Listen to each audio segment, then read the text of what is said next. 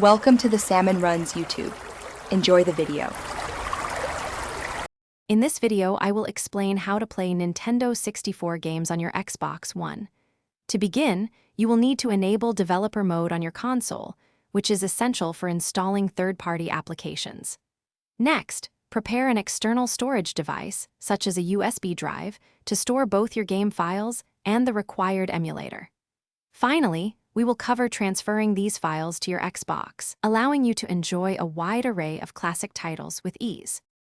Before starting, ensure your Xbox One is connected to the internet and has ample storage. Activating developer mode requires a one-time fee, typically $19, paid through the Xbox Developer Program.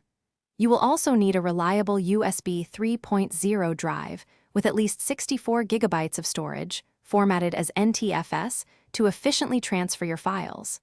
Finally, secure the specific emulator application package for Xbox One and your collection of legally obtained Nintendo 64 game ROMs. With your developer account ready, go to My Games and Apps on your Xbox dashboard. Find and install the Dev Mode Activation application. Follow the on-screen prompts to register your console, which triggers a mandatory system restart.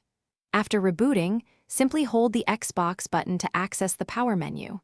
Select the option to switch into developer mode, completing this crucial setup. Now in developer mode, connect your USB drive, holding the emulator and your game ROMs to the Xbox. On a computer, access your Xbox's device portal via its IP address in a web browser.